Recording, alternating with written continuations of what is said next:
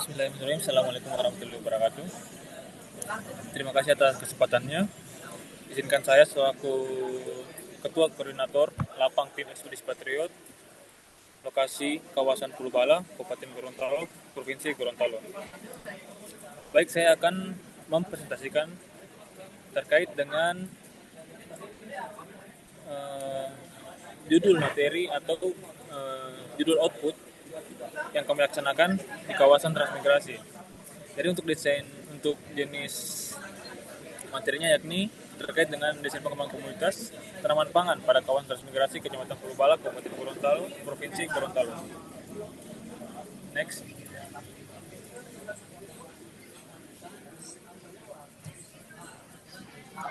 Baik, bicara soal kebutuhan pangan, bahwasanya kebutuhan pangan sekarang atau menurut FAO, di mana kebutuhan pangan global secara tidak langsung meningkat 70% pada tahun 2050 untuk populasi yang berjumlah 9,7 miliar jiwa, di mana tekanan ini yang paling parah oleh konservasi lahan, di mana dampaknya terhadap perubahan iklim dan praktik pertanian yang tidak berkelanjutan atau sustainable. Sehingga komitmen Indonesia menanggapi tantangan atau permasalahan dunia ini, maka Indonesia mengalokasikan anggaran sebesar 139,4 triliun untuk ketahanan pangan pada tahun 2025. Anggaran ini guna untuk menjadi sebuah bagian dari rencana pangan nasional dari tahun 2025 sampai dengan 2029, di mana pemerintah Indonesia menunjukkan sebuah komitmen yang sangat kuat. Next.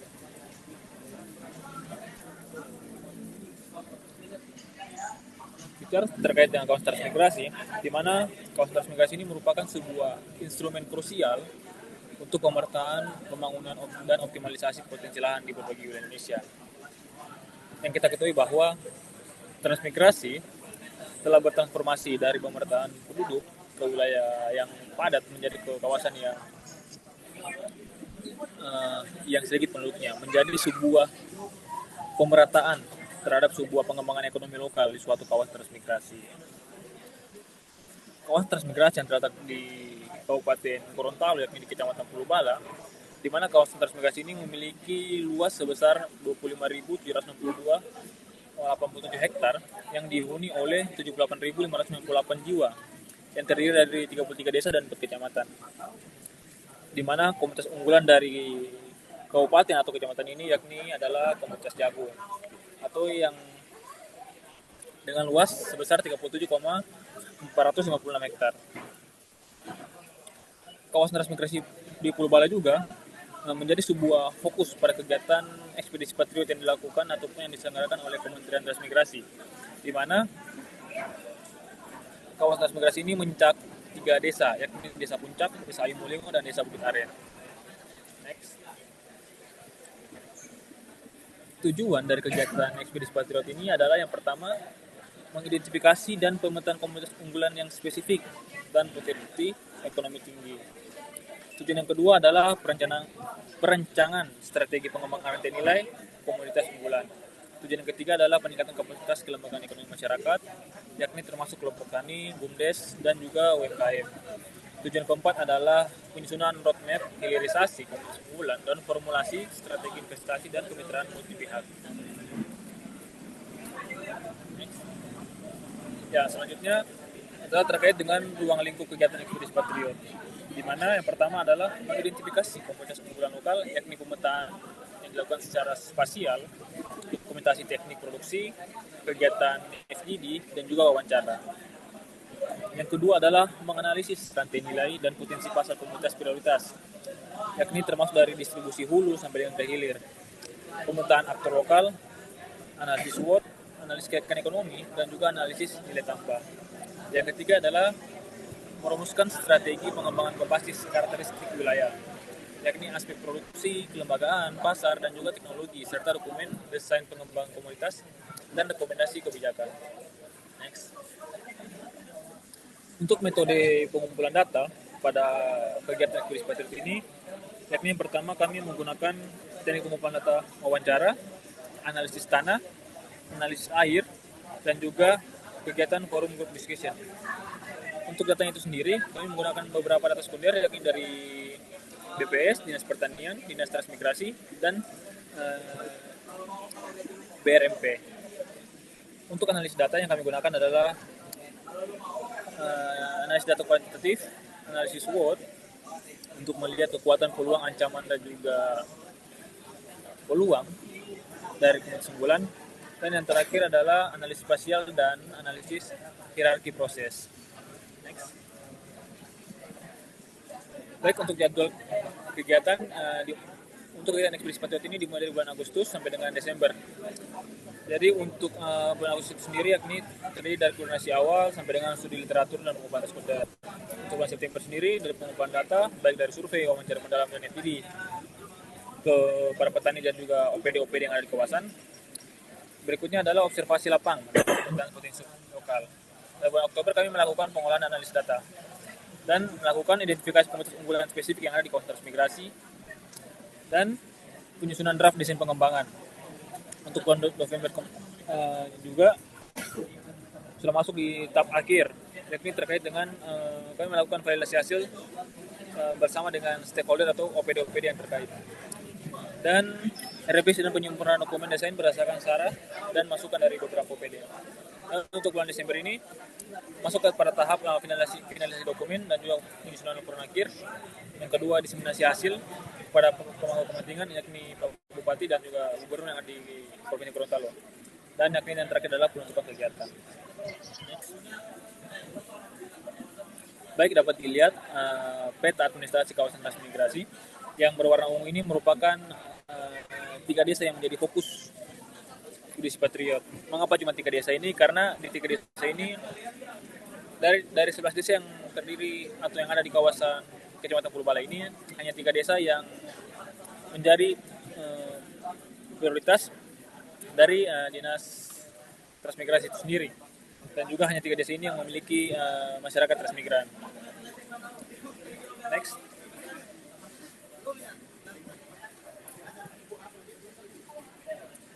Baik, dapat kita lihat pada tabel berikut, yakni terkait dengan komposisi transmigrasi berdasarkan UPT dan tahun penempatan. Jadi untuk di Desa Puncak itu ada 2 kali penempatan, yakni pada tahun 2009 dan 2011. Di mana yang keluar ada 26 orang dan yang bertahan 37, atau dengan tingkat retensi 58,7%. Dan untuk yang 2011 ini yang keluar 20 orang, yang bertahan di kawasan ada berjumlah 55 atau dengan tingkat retensi 73,3%. Begitu pula di Desa Yumulingo. Ada 3 tahap, yakni pada tahun 2013, 15, dan 2016. Yakni dengan tingkat retensi 78%, 56%, dan 70% pada tahun 2016. Berikutnya adalah Desa Bukit Aren atau desa yang baru masuk masyarakat transmigrasi. Yakni awal masuknya pada tahun 2016, 17, dan juga 2018. Dengan tingkat retensi atau tidak ada yang keluar. Semua masyarakat transmigrasi bertahan di kawasan transmigrasi yang ada di Desa Bukit Aren. Next. Baik, untuk alokasi lahan per kepala keluarga yang ada di kawasan. Jadi untuk Desa Puncak dan Desa Yumuling itu memiliki jumlah lahan yang sama, yakni dengan luas pekarangan 0,1 are atau 1000 meter. Dan juga untuk luas lahan usaha 1 itu berjumlah 0,9 hektar atau 9.000 are, 9.000 meter. Dan lahan kedua berjumlah 1 hektar.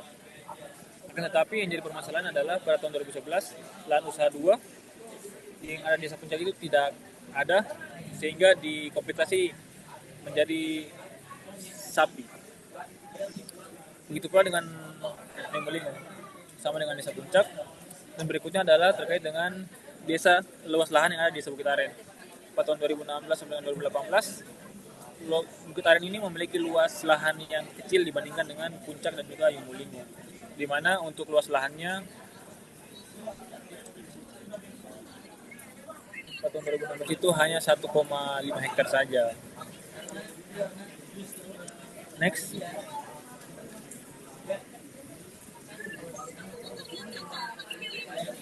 Baik, berikutnya terkait dengan identifikasi komunitas unggulan. Yang pertama dari hasil identifikasi komunitas unggulan yang ada di kawasan transmigrasi Kecamatan Pulau Bala, menunjukkan pola tanam yang didominasi oleh komoditas pangan, khususnya jagung.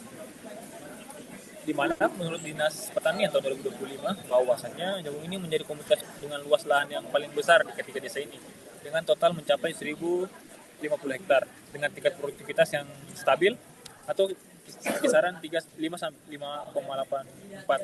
sampai 6,75 ton per hektar. Desa Puncak sebagai sentra jagung utama dengan luas tanam 5,85 hektar. Sementara itu, komoditas perkebunan seperti kelapa, kakao, kopi, serta komoditas hortikultura yang lain seperti jagung masih dikelola dalam skala kecil atau masih terbatas. Next. Nah, berikutnya produktivitas jagung yang ada di Pulwala menunjukkan performa yang baik jika dibandingkan dengan rata-rata tingkat produktivitas di provinsi lain. Didukung oleh data BPS, bahwasannya produktivitas jagung ini di Provinsi Gorontalo pada periode 2020 sampai dengan 2024 ini menunjukkan fluktuasi yang cukup tajam dari 4,63 ton naik menjadi 4,93 ton pada tahun 2022. Kemudian turun lagi menjadi 4,62 ton pada tahun 2023 dan sebelum kembali meningkat menjadi 4,80 ton pada tahun 2024. Di mana untuk tingkat rata-rata produktivitas jagung nasional yakni 5,53 sampai dengan 5,97 ton per hektar dan secara signifikan lebih rendah dari angka produktivitas yang ada di Kecamatan Pulbala.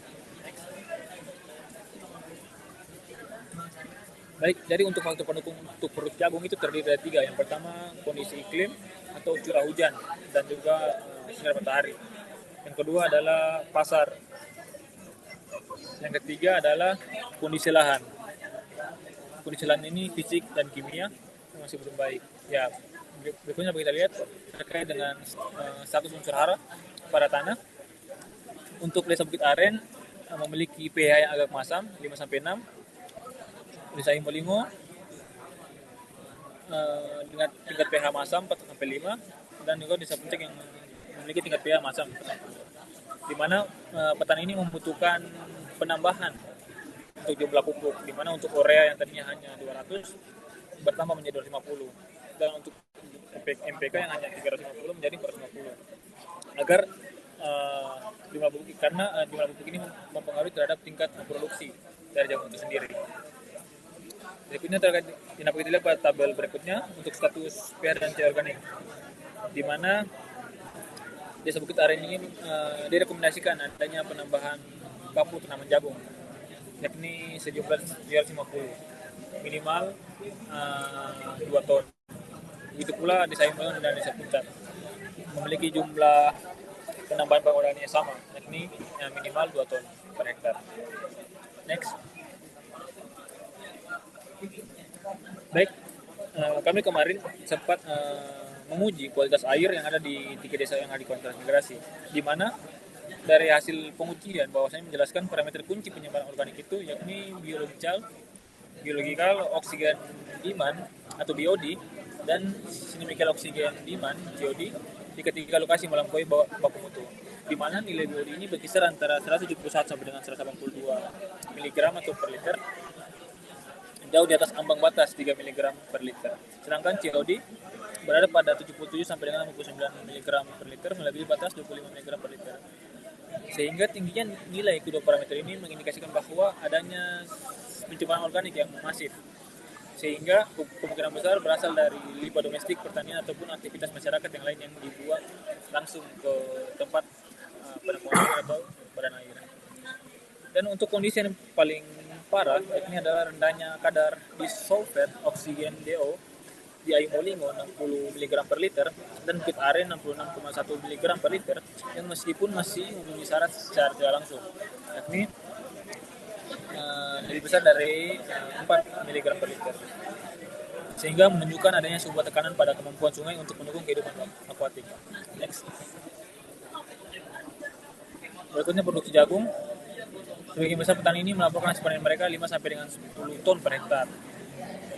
Dan berikutnya yang jadi masalah adalah para petani ini mengenai beberapa kendala seperti halnya serangan hama, yakni tikus, keterbatasan air karena tidak adanya irigasi mikro atau penampungan air, dan juga lahan yang sempit. Berikutnya adalah mayoritas petani ini menggunakan jagung benih hibrida seperti NK212, Sunga Perkasa, dan BC18. dengan rata-rata kebutuhan mereka adalah 15 sampai dengan 20 kilo per hektar. Pupuk yang paling umum digunakan adalah ponsa dan urea dengan rata-rata penggunaan pupuknya yakni 5 sampai 600 kg per hektar. Next. Baik, berikutnya terkait dengan analisis SWOT untuk tanaman jagung.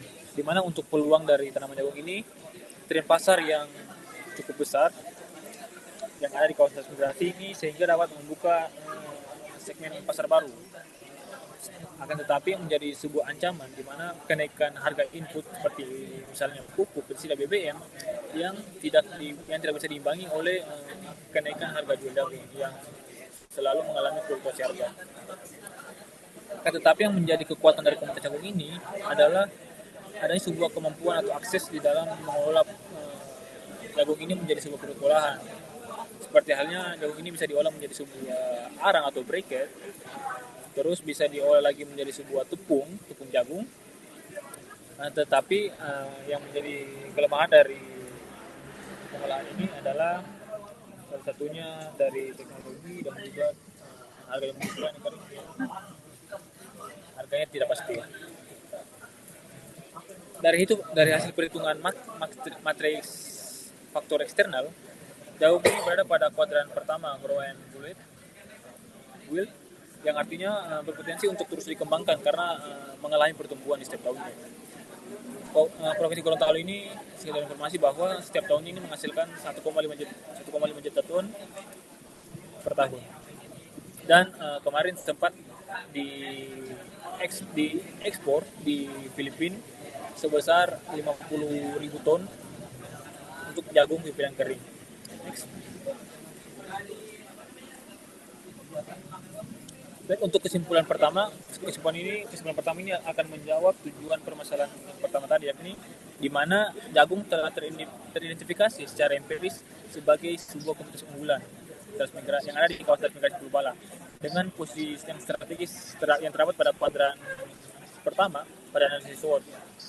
Komunitas ini juga mendominasi dengan luas tanam yang mencapai 15.673 hektar pada tahun 2024 dan tingkat produktivitas yang mencapai rata-rata 5 sampai 6 ton per hektar.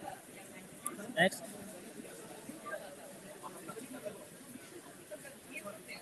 Untuk tujuan yang kedua, struktur rantai nilai ini pada jagung memiliki karakteristik asimetris dengan 3 subsistem. Yang pertama, sistem hulu yang ditandai dengan ketergantungan tinggi petani terhadap pengolahan input. Yang kedua, subsistem on farm dengan praktek budidaya yang masih konvensional, di mana mereka masih memiliki ketergantungan penuh terhadap curah hujan. Yang ketiga adalah subsistem hilirisasi yang sama sekali berkembang, di mana hampir 90,4% petani ini menjual jagung langsung ke tengkulak dengan bunga yang sangat tinggi, bahkan bisa mencapai 50%. Next. Untuk kesimpulan ketiga terkait dengan kelembagaan ekonomi masyarakat, di mana kelembagaan yang ada di konsentrasi migrasi ini menunjukkan sebuah kondisi paradoksal, di mana 85% petani ini tergabung di dalam sebuah kelompok tani atau kapoktan. Namun kurangnya fungsi sebagai sebuah penyalur bantuan pemerintah terhadap sebuah kapasitas sebagai unit bisnis, di mana hanya 28% responden yang pernah mengikuti pelatihan pertanian, baik dari materi pemanfaatan pupuk organik maupun pengolahan. Yang berikutnya adalah terkait dengan akses pembiayaan atau modal formal yang sangat rendah, di mana memaksa petani harus bergantung pada pinjaman dari tengkulak. Dan yang terakhir adalah tingkat literasi atau pengetahuan pemasaran digital sangat terbatas, meskipun 65% petani ini menyatakan sangat tertarik mengikuti pelatihan, di mana mengindikasikan bahwa potensi transformasi ini masih belum optimal. Next.